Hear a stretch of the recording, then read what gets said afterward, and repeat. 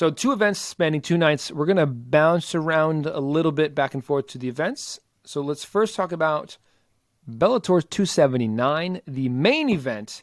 This would be on the marquee for Bellator. So Cris Cyborg in the women's featherweight division defends her women's featherweight title against a very tough Aussie, Arlene Angerfist Blencowe, in a unanimous decision effort.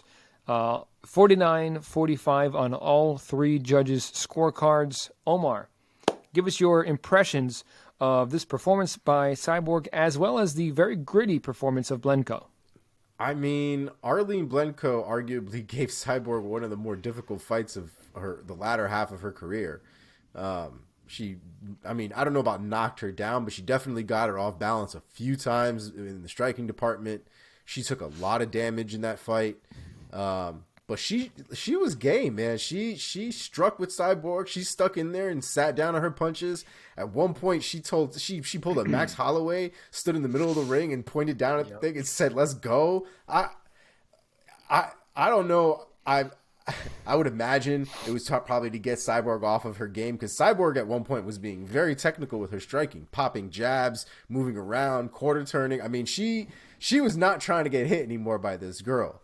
And Blencowe was ready for more damage and more damage. So it was a hell of a fight. I gotta say, Cyborg's fights usually end so quickly it's hard to enjoy them, but this one was a good time, man. This one was fun to watch from beginning to end. So props to both of those women. It was a hell of a fight. Mark, go ahead and share your thoughts on this title defense of Cris Cyborg defending her Bellator strap. Yeah, first off, I just want to say I didn't even notice this until right now, really. But it's pretty cool that there were 3 major MMA cards last week, and all 3 main events were women. Like, I knew, we were talking about a lot of women fights, but I didn't process that every single main event was women. And we're going to get into Katie Taylor and Amanda Serrano later, which is the biggest fight in boxing right now. So pretty cool for women's fighting. But, in terms of this fight, Omar said it. Arlene Blencowe was in there to scrap with Cyborg. Like, she put it on her the best that she could, and that girl is all heart. But with that being said, she lost every round of the fight.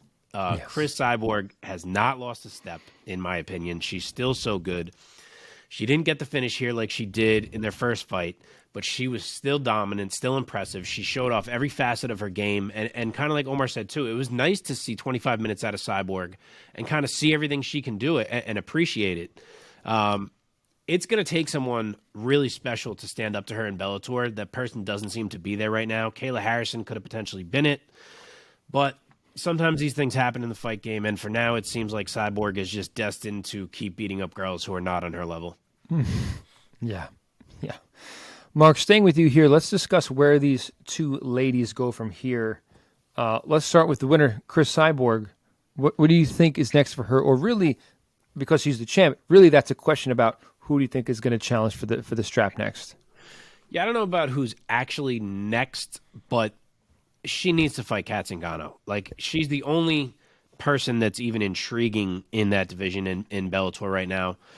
They need to find a way to get those 2 in the cage. I know they were trying for it for this time, and it didn't work out for whatever reasons with Kat, but they got to sit those 2 in a room or give them money or whatever and figure it out, because it is, Cyborg would still be a big favorite in that fight, of course, but it's the only fight they have that even carries some intrigue. So I hope they are actively trying to make that fight. Omar, any other thoughts? No, that is the fight that needs to happen. It was the fight that should have happened before that didn't happen. Yeah. That needs to now happen just as badly as it did before.